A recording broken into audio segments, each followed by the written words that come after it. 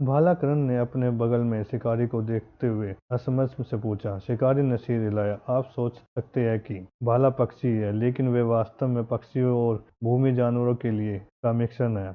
एक भेड़िए की कल्पना करें, उसे तराजू दे, तराजू के ऊपर पंख लगा दे और उसके सिर को एक लंबी चोंच वाले पक्षी के सिर से बदल दे। उसका अगर भाग पैरों से बहुत ध्यान देने के योग्य पंख होते हैं। वे जमीन पर बहुत तेज होते हैं। अस्थायी पंख बनाने के लिए वे अपने अगले पैरों को पंखों की ओर फैला सकते हैं। वे हवा में थोड़े अनाड़ी होते हैं, लेकिन अगर अगर वे पहले ही से कूदते हैं तो उनके छोटे पंख उन्हें भयानक अल्पकालिक नियंत्रण प्रदान करते हैं, जिसकी उनकी छलांग के लिए करण को ऐसे जानवर की कल्पना करने में कठिनाई हो रही थी। एक पक्षी के सिर और फैलने योग्य पंखों वाला भेड़िया। शिकारी ने समस्या जादूगर सोचते हैं कि जेवलियस एक समय ऐसे पक्षी थे जो जमीन पर लड़ने लड़ने लगे थे। क्या करण ने कहा पूछा। बंजर भूमि पृथ्वी और पवन शुद्ध जानवर से भरी हुई थी। उनमें से लगभग सभी पर किसी न किसी प्रकार का दूर से हमला होता है। उड़ने वाले जानवरों को अक्सर ऐसे हमलों से निपटने में समस्या होती है। वे तेज और फुर्तीले होते हैं, लेकिन चट्टान से एक अच्छा हमला और वे जमीन पर आ गिरे। कर्ण ने 2 बार सिर हिलाया। यह दुनिया निश्चित रूप से दिलचस्प प्रशंसा थी, तो हमें उनकी चोट क्यों लेनी है? क्या वे बहुत मूल्यवान है? करण ने पूछा। नहीं, शिकारी ने उत्तर दिया। युवाओं की चोट बेकार है, तो फिर हमारे पास उन्हें पाने का मिशन क्यों है? इसके अलावा सोलर स्टेट पर एक जानवर के लिए इनाम बहुत अधिक है। शिकारी मुस्कुराया। निवेश और कीट नियंत्रण, उन्होंने कहा। कर्ण ने हंसते से शिकारी की ओर देखा। जब वे परिपक्वता तक पहुंचते हैं तो भाला एक औसत सामान्य चरण के जानवर होते हैं। वे बहुत शक्तिशाली नहीं होते हैं, लेकिन वह बहुत कमजोर भी नहीं होते हैं। ऐसा तब है जब हम उन्हें स्वाभाविक रूप से बढ़ने देंगे। कर्ण ने भौहें उठाई। आप देखिए, भाले में एक खासियत होती है। वे अपनी नुकीली चोंच के बारे में ना बिल्कुल असंशय है। उनकी पूरी आक्रामक क्षमताएं उसे चोंच के चारों ओर घुमाती है। अफसोस की बात है कि उनकी चोंच स्वाभाविक रूप से बाहरी कवच को भेदने के लिए पर्याप्त शक्तिशाली नहीं बन पाती है। इस वजह से सामान्य भाले केवल बंजर भूमि में अन्य फुर्तीले भूमि जानवरों का शिकार करते हैं। शिकारी ने समझाया। लेकिन अगर हम उनकी छोटी उम्र में उनकी चोंच को 2 बार तोड़ते हैं तो उनकी चोंच अधिक ताकत के साथ वापस बढ़ती है। इसे 2 बार तोड़ने से भाले का टूटना भयानक रूप से कठिन हो जाएगा। बेशक स्वाभाविक रूप से ऐसा कभी नहीं होगा।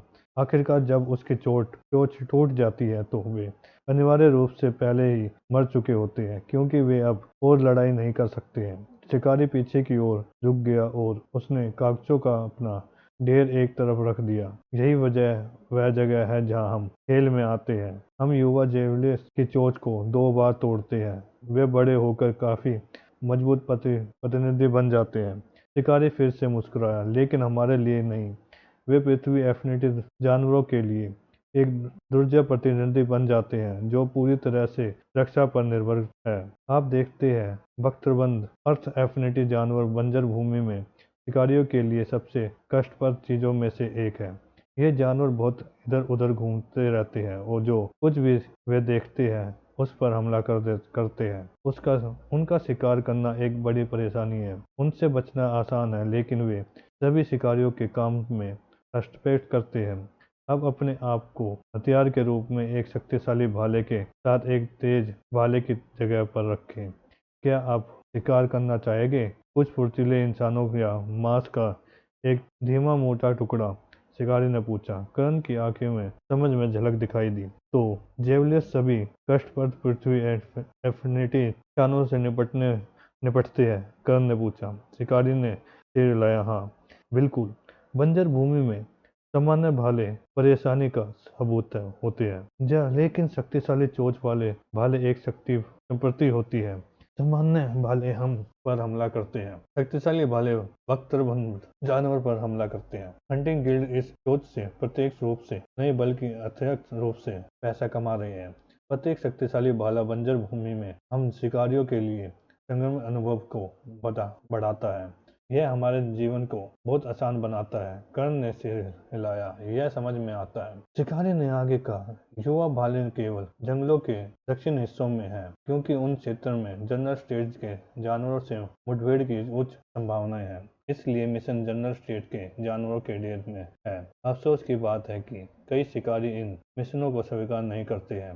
जनरल स्टेट शिकारियों के लिए इनाम बहुत कम है, लेकिन सोल्जर स्टेट शिकारियों के लिए यह मिशन बहुत खतरनाक है। हंटिंग गिल्ड ने हाल ही में इनाम की 200 स्वर्ण प्रति जनरल स्टेबलिस से बढ़ाकर 250 स्वर्ण कर दिया है। यह बहुत अच्छा लगता है। कर्ण ने कहा, मुझे लगता है कि यह मेरे लिए बिल्कुल सही मिशन है। शिकारी ने मुस्कुराते हुए सिर हिलाया, यह अच्छा है। आप हम जनरल स्टेट शिकारियों के लिए जीवन आसान बना रहे हैं। एक छोटी सी सलाह के रूप में मैं आपको उत्तर पश्चिम जंगल के दक्षिण भाग में जाने का सुझाव दूंगा। वहाँ उत्तर पूर्व जंगल की दुनिया तुलना में कहीं अधिक युवा भाले हैं। आप कल्पना कर सकते हैं क्यों? कर्ण ने सिर हिलाया। वह जानता था कि क्यों। साहब, उन्होंने सचमुच सभी के लिए मुसीबत खड़ी कर दी थी। इसमें कोई आश्चर्य नहीं है कि वे इतने सारे योगदान अंकों के लायक थे। वैसे भी जाना होगा। शिकारी ने खड़े होते हुए कहा, मेरी टीम मेरा इंतजार कर रही है। फिर से धन्यवाद, कर्ण ने कहा। कुछ मिशनों को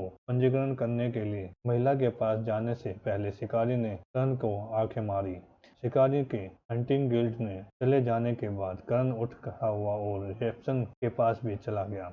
यह वाला कृपया, कर्ण ने भाले के स्थान पर मिशन और इशारा करते हुए कहा। रिसेप्शन ने कागजों का ढेर हटा दिया और जल्दी से कुछ चीजें लिख दी। फिर उसने काउंटर पर एक लंबी चौकाने जैसी वस्तु रखी। यदि आप भाला फेंकते हैं तो उसे पर 1000 स्वर्ण का जुर्माना है। उसने कहा, केवल वही चोंच तोड़े जो हरी और हरी नीली दिखे। यह आप नीली चोंच वाली कोई भी चोंच देखते हैं तो इसका मतलब है कि वह पहले ही 2 बार टूट चुकी है। आपको उनके लिए कोई इनाम नहीं मिलेगा। चोंच तोड़ने के बाद भाले के सिर पर मोहर लगाओ। उसने काउंटर पर रखी वस्तु की ओर देखा, इशारा करते हुए कहा। एक बार उसके चोट टूट जाने के बाद उस पर मोहर लगाओ और कुछ मुद्दा नहीं होना चाहिए। उस समय वे केवल भागना चाहते हैं और वह वापस नहीं लड़ेंगे। हैप्पी शिकार, उसने अपना काम करने से पहले शैलजा से कहा। कर्ण ने मोहर अपने हाथ साथ ले ली और हैंडिंग गिल्ड छोड़ दिया। यह प्रभावशाली है कि हैंडिंग गिल्ड अपने शिकारी के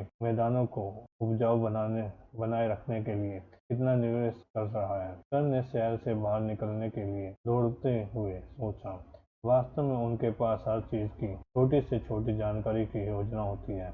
मुझे पृथ्वी पर ऐसा कुछ होने की उम्मीद थी कि लेकिन इस दुनिया में नहीं। कर्ण ने शहर में से बाहर चला गया। मुझे लगता है एक तरफ से मैं जेवलिस के साथ वही कर रहा हूँ जो वे मेरे लिए करने जा रहे हैं। मैं उसके हथियार को उन्नत करने के लिए उनकी चोट तोड़ता हूँ। ऐसा करने से मैं अपने हथियार को उन्नत कर सकता हूँ। बल्कि वास्तव में यह विडंबनापूर्वक खून से सना चेहरा काफी देर तक वापस नहीं आया, लेकिन कर्ण ने ध्यान नहीं दिया।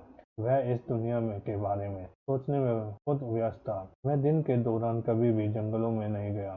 शायद यही वजह है कि मैंने पहले कोई भाला नहीं देखा। मुझे आश्चर्य है कि जंगलों में जाकर को दिन में क्या अंतर होता है। लगभग हर शिकारी दिन के दौरान शिकार कर रहा था और बहुत कम ही रात के दौरान शिकार कर रहे थे। मुझे आश्चर्य है कि ऐसा क्यों है। मैं अभी पहले कभी उत्तर पश्चिम जंगल में नहीं गया हूँ। अगर मुझे ठीक से याद है तो उत्तर पश्चिम जंगल में एक और कीट भी है जिसे मैंने पहले नहीं देखा है। मुझे लगता है कि उसे लाइफ क्राब कहा जाता है। आशा है कि क्या मुझे उनमें से कुछ मिलेंगे। करण ने आकाश की ओर देखा और देखा कि अभी दोपहर ही हुई है थी। 3 चोट तोड़ने के लिए मेरे पास आधा दिन बचा था। शायद मुझे और भी मिल सकता है। मुझे ज्यादा ऐसे कभी कोई मुद्दा नहीं होगा। कर्ण ने फिर से चौराहे पर पहुंच गया। फिर उसने उत्तर दिया, उत्तर पश्चिम की ओर सूरज जंगल की ओर देखा। आइए देखें यह कैसे चलता है। कर्ण हमेशा की तरह उत्तर पश्चिम जंगल के पहले पेड़ पर कूद गया। जमीन पर दौड़ना खतरनाक था। जैसे ही कर्ण एक पेड़ से दूसरे पेड़ पर कूदा, उसने देखा कि वह असहज महसूस कर रहा था। क्योंकि करण आमतौर पर रात में शिकार करता था और रात में वह अपने अंधेरे आकर्षण के कारण कुछ हद तक अपने परिवेश को महसूस कर सकता था। लेकिन दिन के दौरान प्रकाश और अंधकार मन जंगल के अंदर मिश्रण हो गए थे। दिन के समय भी घने जंगल में बहुत रोशनी नहीं होती थी। आसपास का पता लगाने के लिए न तो पर्याप्त प्रकाश मन था और न ही अंधेरा मन। करण ने अपने तक इस बात पर ध्यान नहीं दिया था कि उसने अपने डार्कनेस विजन पर कितना भरोसा किया था। फिर भी करण का इरादा अपने मिशन को रद्द करने का नहीं था। वह अग्नि धातु प्राप्त करना चाहता था। उसके मन में अपने कमजोर हथियारों के कारण, अपनी तकनीकों का अभ्यास न कर पाने के कारण वह पहले ही 2 सप्ताह बर्बाद कर चुका था। हर अतिरिक्त दिन एक और बर्बाद दिन जैसा महसूस होता था, क्योंकि करण अब बिना किसी ध्यान भटकाए अकेला था। उसने खून से सना चेहरा फिर से देखा। यह किसी भूत की तरह आसपास के वातावरण में प्रकट नहीं हुआ, लेकिन जो छवि करण के दिमाग में जल गई थी, उसने थोड़े से क्षण के लिए बार बार उसकी दृष्टि को बदल दिया। करण ने खुद को नियंत्रण में बताते हुए छवि को बार बार दूर धकेल दिया। दुख की बात यह है कि यह हमेशा वापस आ जाता था। मैंने कोई गलती नहीं की। सहानुभूति इस दुनिया में कमजोरी है। मैं अपने शत्रुओं पर हल्का नहीं हो सकता। करण ने अनुपस्थित मन से अपने आसपास का निरीक्षण किया। जब उसके एक कीट बिल्ली को देखा तो उसने उसे मार डाला, लेकिन यह दिन का समय था, इसलिए वह उसमें से अधिक को नहीं ढूंढ सका। उसने उनमें से अधिकांश को निराशा का अनुसरण करके और उसके घोंसलों में प्रवेश करके पाया। 1 घंटे के बाद करण पहले ही 20 कीट बिल्लियों को मार चुका था। उसके एक घोंसले से बच्चे थे, जिससे उनके 12 बच्चों और हो गए। मुझे रात में शिकार करना चाहिए था। दिन के दौरान कीट बिल्लियों को ढूंढना मुश्किल है। मैंने दिन के मध्य में शिकार करने का निर्णय क्यों लिया? और फिर करण अचानक सदमे में रुक गया। मैं यहाँ कीट बिल्लियों का शिकार करने नहीं आया हूँ, करण ने सोचा। करण ने अपने दाहिने हाथ से उसके सिर के किनारे को पकड़ लिया। आखिर मेरे साथ क्या गलत है? मैं भाला की चोंच तोड़ने के लिए यहाँ हूँ। मैं अचानक कीट बिल्लियों पर ध्यान क्यों केंद्रित कर रहा हूँ? करण ने अपने जानवर की बोरी को देखते हुए अपने दांत पीस लिए। वह 1 घंटा बर्बाद हो गया। करण निराश और सव्य पर क्रोधित हो गया। आखिरकार वह क्या कर रहा था? वह अचानक कीट बिल्लियों का शिकार क्यों कर रहा था? भाला चोच, वह मन ही मन खुद पर चिल्लाया। करण ने खुद को याद दिलाया जारी रखा कि वह भाला की चोच के लिए यहाँ आया था, क्योंकि वह एक शाखा से दूसरी शाखा पर कूद रहा था। लगातार खून से सने चेहरे की छवि को अपने दिमाग के पीछे धकेल रहा था। अगले कुछ मिनटों तक करण ने हर उस जानवर का निरीक्षण किया जो उसे मिला। उनमें से कई करण के लिए अज्ञात थे, लेकिन उसने कुछ परिचित लोगों को भी देखा। वह उसके नाम नहीं जानता था, लेकिन उसे पहले देखा था। जैसे ही करण एक पेड़ से दूसरे पेड़ पर कूद रहा था, उसने अचानक लकड़ी के जोर जोर से चरमराहट की आवाज सुनी। जब करण ने उसे पेड़ की ओर देखा तो उसकी आंखें चौड़ी हो गई। जिस पर वह कूद रहा था, इसकी शाखा करण पर आक्रामक तरीके से निराशा साध रही थी। उसकी नोक अविश्वसनीय रूप से तेज थी। ऐसा लग रहा था मानो करण पर कई भालों से हमला किया जा रहा हो। करण छलांग के बीच में था। कुछ ही देर में शाखाएं उसे सूली पर चढ़ा देगी। टकराव। करण के ऊपर की और एक फायर ब्लास्ट छोड़ा, जिससे उसे नीचे की ओर गोली लगी। करण ने जमीन पर जोर से प्रहार किया, लेकिन उसका शरीर इस तरह के प्रभाव का विरोध करने के लिए काफी शक्तिशाली था। करण ने उस स्थान पर शाखाओं को चुभते हुए देखा जहां वह अभी अभी आ गया था, और फिर करण की आंखें सिकुड़ गई। उसने सामने पेड़ की ओर देखा। यह एक वृक्ष का घनित कार्य था। वह रस्सी की तरह मुड़ा हुआ था और कई मूल शाखाएं सर्पिल से लटक रही थी। कुछ अन्य शाखाएं भाले, मुंह, पंजे, दांत और अन्य चीजों में बदल गए थे। यह पेड़ अराजकता और व्यापक शब्दों का एक आदर्श उदाहरण था। करण ने उसकी पीठ की ओर एक बर्फ का विस्फोट किया, जिससे वह पेड़ की ओर जा गिरा। करण के सीधे उसके सामने आने से पहले पेड़ प्रतिक्रिया भी नहीं कर सका। करण ने अपना लगभग नष्ट हो चुका हाथ पेड़ के तने पर रखा और अपने डार्कनेस एब्सॉर्ब का उपयोग किया। कई शाखाएं टूट जाने से पेड़ तेजी से सिकुड़ने लगा। यह ऐसा था मानो पेड़ एक ही पल में हजारों साल पुराना हो गया हो। करण का बायां हाथ जीवन ऊर्जा से भर गया था, लेकिन अतिरिक्त जीवन ऊर्जा ने तुरंत उसकी बाह को ठीक कर दिया, जिससे सब कुछ सामान्य हो गया। उस समय करण ने कीड़ों के पंखों की शांत शांत लेकिन तेज फड़फड़ाहट सुनी। करण ने शोर की दिशा में चार्ज करने के लिए अपने फायर ब्लास्ट का फिर से उपयोग किया। एक पल में उसने स्रोत को पकड़ लिया। करण ने अपने दाहिने हाथ की चीज को देखा। यह एक सफेद कीड़ा था। इसके पैर हिंसक रूप से इधर उधर घूम रहे थे। इसके जबड़े कई बार खुलते और बंद होते थे, लेकिन उसका कोई भी हथियार करण के हाथ को नहीं छू सका, क्योंकि उसने उसे उसके पेट पर पूरी तरह से पकड़ लिया था। तो यह एक जीवन क्राब है, करण ने उसे देखते हुए सोचा। करण ने इलाके के चारों ओर देखा और जमीन पर कई लाशें पड़ी देखी। उनमें से कुछ को तो पेड़ के आसपास ही ढेर कर दिया गया था, लेकिन कई अन्य वहीं के आसपास पड़े हुए थे।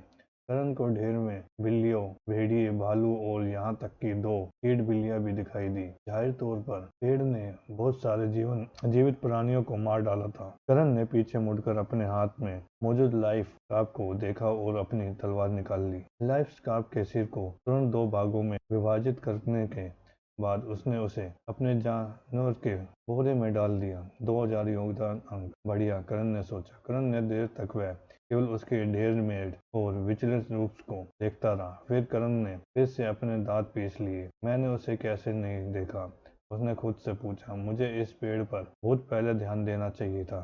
यह किसी भी अन्य पेड़ से बिल्कुल अलग दिखता है। मुझे पता होना चाहिए ताकि इसमें से कुछ गड़बड़ है। एक पल के लिए करण रुक गया। क्या लालू सही था? क्या मेरी एकाग्रता कम हो रही है क्योंकि मैं इतने समय से सोया नहीं हूँ? क्या मुझे सच में सिर दर्द है? उसने अपना सिर धोते हुए खुद से पूछा। जैसे ही उसने अपना सिर इधर उधर घुमाया, उसने देखा कि उसे ऐसा महसूस हुआ जैसे उसका मस्तिष्क उसकी खोपड़ी के अंदर घूम रहा हो। ऐसा लगता है मानो सब कुछ, जब भी वह हिलता था तो उसे अपने मस्तिष्क की जड़ता महसूस होती थी। सिर दर्द मेरे पास वह कब से है? यह कब से शुरू हुआ? मुझे वास्तव में कोई जानकारी नहीं है। यदि मैंने विशेष रूप से इसकी खोज नहीं की होती तो मुझे ध्यान ही नहीं आता। करण ने कई सेकंड तक चुपचाप मन ही मन सोचा। मुझे सोने की जरूरत है, उसने सोचा। लौटते ही मुझे सो जाना चाहिए। मैं स्पष्ट रूप से अपनी क्षमताओं के चरण पर नहीं हूँ। मेरी एकाग्रता कम हो रही है। यह इस जंगल में घातक साबित हो सकता है। खनिज धातु के 2 टुकड़ों की छवि करण के दिमाग में घुस गई। लेकिन मैं बहुत करीब हूँ। मुझे केवल यह एक शिकार पूरा करना है और मैं छुट्टी ले सकता हूँ। सिर्फ 3 भाले की चोट। मुझे यही सब चाहिए। मुझे उसके बाद मैं अकेडमी जाकर हो सकता हूँ। करण जंगल में गहराई तक जाते हुए वापस शाखाओं पर कूद गया। खून से सना चेहरा बार बार लौटता रहा, लेकिन करण उसे दूर धकेलता रहा। फिर भी इसकी कुश्ती ने उसे परेशान भी किया। ऐसा लग रहा था मानो वह उसे देख रहा हो। करण इस समय एक पेड़ के ऊपर था। उसने ध्यान से दूसरे पेड़ के नीचे की ओर देखा। वह इंतजार कर रहा था। इस समय पर करण को पेड़ के नीचे से मांस अलग होने की आवाज सुनाई देती थी। कुछ मिनट बीत गए। एक हरे रंग की छड़ी धीरे धीरे पेड़ के नीचे से निकली। यह तब तक और अधिक बढ़ता गया जब तक कि एक पक्षी का सिर दिखाई नहीं देने लगा। पेड़ के नीचे के छेद से धीरे धीरे बाहर निकलने से पहले जानवर ने ध्यान से चारों ओर देखा। जैसे ही वह पेड़ पर चढ़ने लगा, वह छिपकली की तरह धीरे धीरे पेड़ के चारों ओर रेंगने लगा। करण ने जानवर के पैरों से हरे पंखों को निकलते हुए देखा। फिर जानवर रुक गया। आगे बढ़ते ही करण की आंखें चौड़ी हो गई। एक अग्नि विस्फोट के बाद करण तान जानवर के सामने आ गया। उसकी तलवार फिर से एक काली चमक छोड़ रही थी। करण की तलवार ने भाले की चोंच को आधार से और उसके साथ पेड़ को भी काट दिया। भाले से एक दर्द भरी चीख निकली, जिसकी आवाज किसी घबराए हुए पक्षी के चीखने जैसी थी। करण ने भाला पर वापस निशाना साधने के लिए एक आइस ब्लास्ट जारी किया। सामान्य बांधना। करण ने जेवलिस को गर्दन से पकड़ लिया। वह घबराहट में चिल्ला रहा था। उसके पंजे वापस वाले पैर करण को घायल करने की कोशिश कर रहे थे, लेकिन वे उस तक नहीं पहुंच सके। करण ने मोहर निकाली और भाले के सिर पर दे मारी। करण ने अपनी पूरी ताकत से भाला फेंक दिया। जैसे ही भाला एक पेड़ से टकराया, वह डर के मारे चिल्लाया।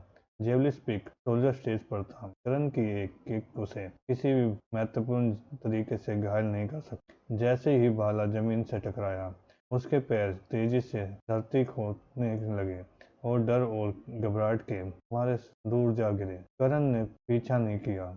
भाले के भाग जाने के बाद करण ने उसकी चोंच पकड़ ली और उसे अपने जानवर के बोरे में डाल दिया। जैसे ही करण ने पहले चोट दूर रखी, उसी रंग की दूसरी चोट देखी जा सकती थी। वे दो है। करण ने सोचा, यह पिक सोल्जर स्टेज पर था। यदि मेरे पास मेरे दो विस्फोटक नहीं होते तो मुझे इनकी चोट को नष्ट करने के लिए पर्याप्त करीब पहुंचने में समस्या होती। इसके अलावा यह मेरी क्षमताओं के बिना भी मुझसे तेज है। करण ने अपनी बाएं भुजा की ओर देखा। मेरे बाएं हाथ में बहुत अधिक विनाशकारी शक्ति नहीं हो सकती है, लेकिन यह अभी भी एक अविश्वसनीय मदद है। इससे मुझे गति के मामले में काफी फायदा मिलता है। मैंने वैसे भी मुझे एक और चाहिए।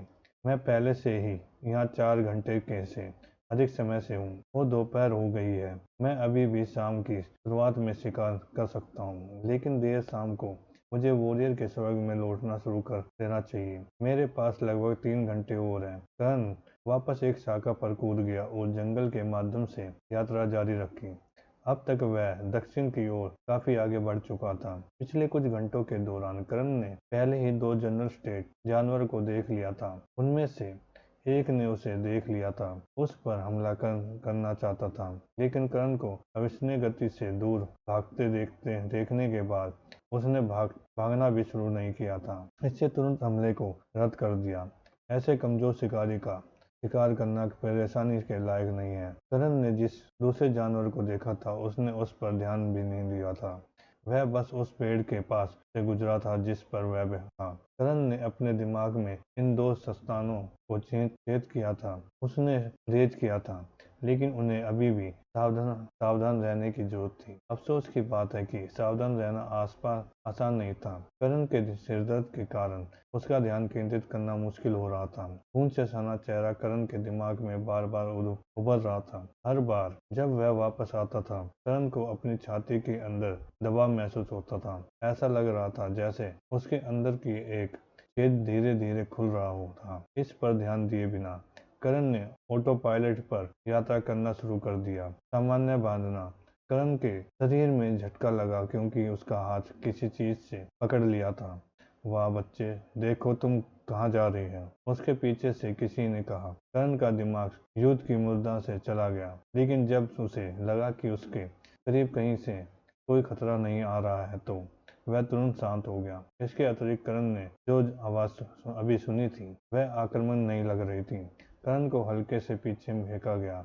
वह बिना किसी समस्या की जमीन पर उतर गया।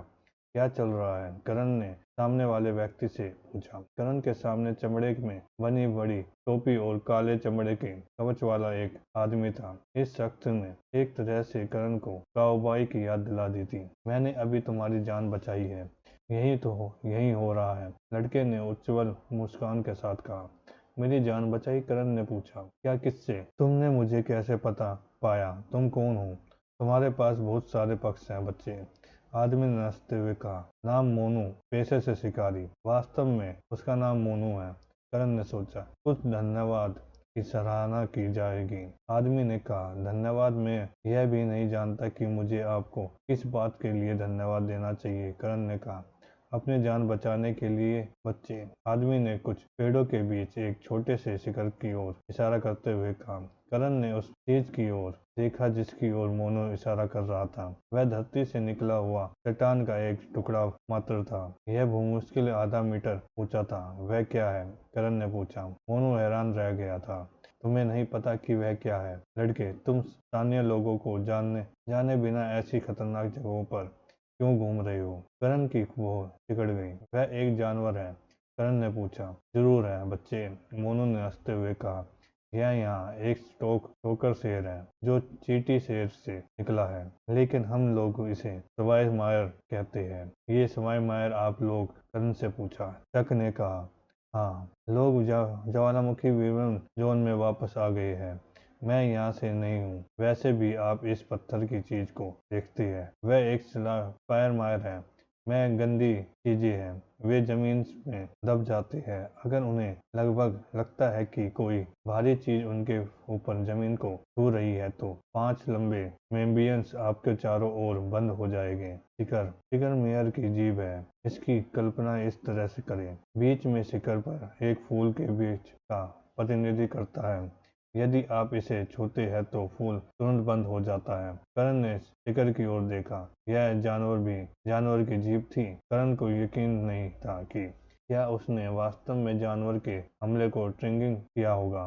वह एक पेड़ से दूसरे पेड़ पर कूद रहा था। जरूर पेड़ शिखर से बहुत करीब था, लेकिन वह अभी भी एक पेड़ पर होगा। लेकिन एक बात निश्चित थी, करण खतरे में पड़ गया होता। वैसे भी मुझे खुशी है कि आपने इसे पाया।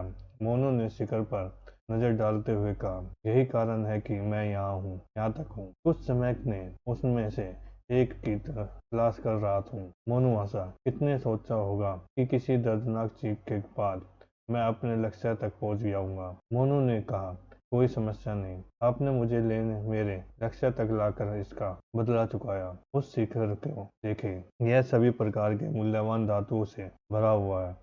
इस तरह से स्पाइस मायर को अपने शिकार को आकर्षित करता है। और ठीक है, मैं उस धातु के पीछे हूँ। मैं अकेले एक का शिकार नहीं कर सकता, लेकिन मुझे यकीन है कि मैं अपने आप ही इसके धातु की कटाई कर सकता हूँ। कीड़ों में कहीं और जाने का सुझाव दूंगा। सिवाय मिशन को तब बहुत बुरा लगता है जब उसका धातु चोरी हो जाता है। करण ने सिर हिलाया। मोनू, क्या तुमने कोई भाला देखा है? तो इसलिए आप यहाँ हैं? मोनू ने हंसते हुए कहा, जरूर मिला। यहाँ रास्ते में एक मिला। यह जहाँ से आपको पहले वाला मिला था वह से थोड़ा उत्तर की ओर था। धन्यवाद, मोनू ने करण से कहा। और मुझे स्पाईमायर के बारे में चेतावनी देने के लिए फिर से धन्यवाद। मोनू ने कहा, यह ठीक है, आप जाओ। आप अपनी पर क्रोधित स्पाईमायर नहीं चाहते? करण ने सिर हिलाया और मोनू द्वारा बताई गई दिशा में चला गया। मोनू ने केवल छोटे शिखर की ओर मुस्कुराहट के साथ देखा। बूम! कुछ सेकंड बाद करण ने दूर से विस्फोटक की आवाज सुनी। ऐसा लग रहा था मानो कोई विशाल जानवर जंगल में उत्पात मचा रहा हो। वह जंगल में किसी अन्य शिकारी को देखने का मेरा पहला अवसर था। करण ने अपने 3 भालू चोच के साथ उत्तर पश्चिम जंगल छोड़ दिया। चेक के संकेत ने करण को हरे नीले चोंच वाले भाले की ओर ले जाया था।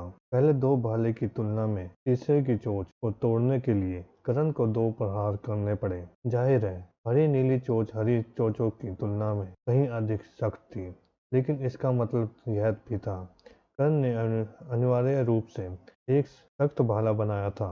कुछ हफ्तों में यह बंजर भूमि में शामिल हो जाएगा। बंजर भूमि को नियंत्रण में रखने में मदद करेगा। एक सोल्जर स्टेट योद्धा के रूप में करण ने जनरल स्टेट शिकारियों की मदद कर रहा था। कमजोर लोग भी समाज में बहुत योगदान दे सकते थे। अब तक शाम हो चुकी थी और जल्द ही रात होने वाली थी। सूरज पहले ही क्षितिज से नीचे डूबता शुरू कर रहा था। करण के जंगल छोड़ने के बाद वह योद्धा के सड़क की ओर वापस चला गया। करण का सिर दर्द भुला दिया गया था। खून से सना चेहरा अब बार बार दिखाई नहीं दे रहा था। ऐसा क्यों था? क्योंकि करण उत्साहित था। आखिरकार उसका काम पूरा हो गया था। आखिरकार उसने अपनी तलवार को उन्नत करने के लिए पर्याप्त धन अर्जित कर लिया था। कुछ समय बाद मुख्य द्वार भवन बंद होने से पहले कुछ मिनट पहले करण शहर में पहुंच गया। रात हो चुकी थी।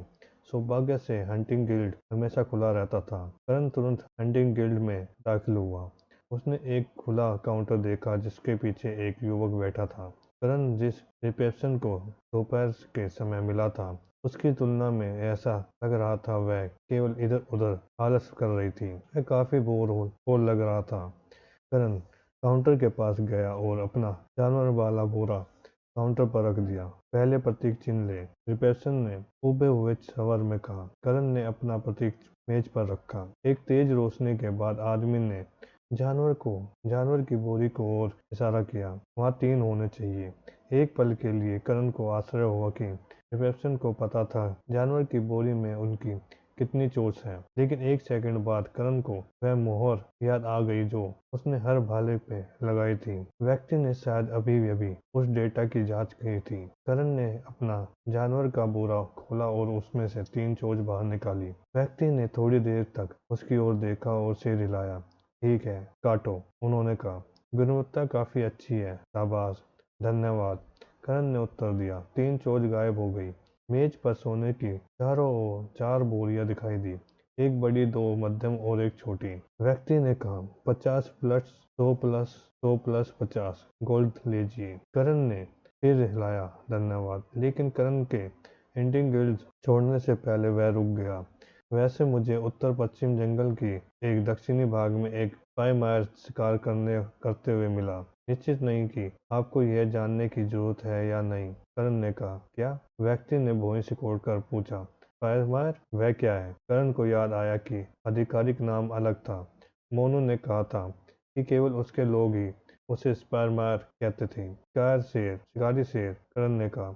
हैरानी की बात यह है कि व्यक्ति केवल बोरियत भरी उलझन के साथ करण को देख रहा था, और यही होना चाहिए। अब करण हैरान था। एक सामान्य तन का जानवर, यह काफी बड़ा है और मूल्यवान धातु का एक शिकार बनाकर शिकार करता है। जब कोई जानवर शिकार के पास आता है तो वह अपने मुंह बंद कर लेता है। हाँ, हमारे पास ऐसा कोई जानवर नहीं है, व्यक्ति ने कहा।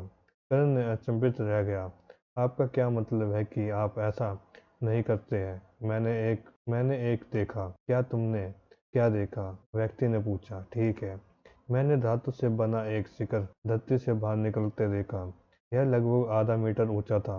व्यक्ति ने कहा, मुझे ओरटो की तरह लगता है। धातु पैर की अंगुली, करण ने पूछा। हाँ, जानवर बहुत सारा मौलिक मन छोड़ते थे और लंबे समय में मौलिक मन जमीन में इकट्ठा होता था और मूल्यवान धातु बनाता है। यदि मन बहुत अधिक संग्रहित होता है तो धातु जमीन से बाहर विस्फोट के रूप में निकलता है। एक छोटा शिखर, हम उसे ओटो कहते हैं, व्यक्ति ने समझाया। आपने जो कहा उसके आधार पर मेरा अनुमान है कि यह पिक सोल्जर ग्रेड धातु और इसकी लगभग 20 इकाइयाँ थी। यह आपके लिए लगभग 500 सोना होना चाहिए। तो यह स्पायरमायर वाली चीज कहाँ से आई? करण का चेहरा ऐसा लग रहा था जैसे उसने अभी अभी कोई मक्खी निगल ली हो। करण ने धीरे से कहा, मोनू नाम के एक शिकारी ने मुझे बताया कि यह चीज एक स्पायरमायर थी। फिर व्यक्ति हंसने लगा। और अच्छा, बूढ़े मोनू? करण व्यक्ति के साथ नहीं हंसे। उसने अभी अभी 500 स्वर्ण खोए थे। कई सेकंड बीत गए जिसमें करण ने केवल हंसते हुए व्यक्ति को देखा। ओह मोनू, व्यक्ति ने हंसते हुए कहा, चलो यह मजेदार है। यह कैसा मजाकिया है? करण ने झुंझलाहट से पूछा। उसने आपको आश्चर्य किया कि स्पायरमायर नाम का एक जानवर था। जैसे वह नाम क्या है? जानवर को कौन बुलाता है? यह सबसे खराब बुरा बना हुआ नाम लगता है। यह ऐसा है जैसे कि कोई संगीत शाखा है। और मैं आपको बताता हूँ कि यह बाजकर्स नाम एक खतरनाक जानवर है। इसके अलावा जंगल में एक सामान्य चरण का जानवर शिकार कर रहा है, व्यक्ति ने कहा। और वह फिर से हंसने लगा। जनरल स्टेट के जानवर वहाँ शिकार क्यों करेंगे? वे केवल अपने बच्चों को जन्म देने के लिए वहाँ आ जाते हैं। उन्हें जंगल में शिकार की प्रतीक्षा करने में परेशानी क्यों होगी? सोल्जर स्टेट के जानवर सबसे अच्छे रूप में इसके लिए एक नाश्ता था। वे इसे और अधिक शक्तिशाली बनने में योगदान भी नहीं देते हैं। इसके अतिरिक्त क्या आपने वास्तव में मोनू को देखा है? क्या वह किसी ऐसे व्यक्ति जैसा दिखता है जिस पर आपको विश्वास करना चाहिए? वह हमारे पास सबसे घटिया शिकारी है। जैसे ही व्यक्ति फिर से हंसने लगा, करण ने अपने सोने के बोरे उठा लिए और हंटिंग गिल्ड छोड़ दी। करण ने चेहरे पर गहरी उदासी के साथ धीरे धीरे खाली सड़कों पर चलता रहा। एक कमबख्त शिकार मुख, मैं उसके झांसे में कैसे आ गया? जंगल में एक सामान्य चरण का जानवर शिकार कर रहा है। 500 सोना। उस गधे ने मुझे 500 सोने का घोटाला किया। मुझे पता होना चाहिए था। मुझे कोई खतरा महसूस नहीं हुआ और कई लाल झंडे दिखे। आखिरी मैंने इनमें से कोई भी लक्ष्य कैसे नहीं देखा। और ऐसे ही करण का अच्छा मूड फिर से खत्म हो गया। वह बहुत अच्छे मूड में वॉरियर के स्वर्ग में लौटा था। लेकिन अब वह निराश और शर्मिंदा महसूस कर रहा था। करण ने एकेडमी के बंद गेट पर छलांग लगा दी। रात में एकेडमी की रखवाली कर रहे टीचर दीपक ने फिर में भी करण से कुछ नहीं कहा। करण मुख्य भवन की ओर चला गया और अपने कमरे में प्रवेश किया। उसने अपने कमरे में जाते समय किसी ने नहीं रोका। वहाँ कुछ छात्र घूम रहे थे, लेकिन वे केवल रास्ते से हट गए। करण ने सोने की अपनी बोरियों एक तरफ रख दी और अपने बिस्तर पर लेट गया। मौन। काफी देर तक करण बिना कुछ कहे चुपचाप अपने बिस्तर पर बैठा रहा। उसके दिमाग में बहुत सी बातें चल रही थी। वह अपनी तलवार को उन्नत करना चाहता था, लेकिन व्यापारी अगले दिन दोपहर तक ही वापस आते हैं। रात में कोई पाठ भी नहीं हुआ और अंत में करण ने उस कई गलतियों के बारे में सोचा जो उसने आज की थी। उसने लाइट स्कार्फ पर ध्यान नहीं दिया था, जबकि उसे इसे आते हुए देखना चाहिए था। करण पूरे 1 घंटे तक बिना सोचे समझे कीट बिल्लियों का शिकार करता रहा। करण एक घोटाले में फंस गया था। इसमें से कुछ भी नहीं होना चाहिए था। मैं आमतौर पर अपने आसपास के वातावरण का ध्यान रखता हूँ, लेकिन आज का दिन भयानक था। करण का सिर दर्द बिगड़ गया। फिर करण ने अपने बिस्तर की ओर देखा। मैं सो जाऊंगा क्या? जितना अधिक करण ने पक्ष पर विचार किया, वह उतना ही अधिक घबरा गया। वह सोना नहीं चाहता था।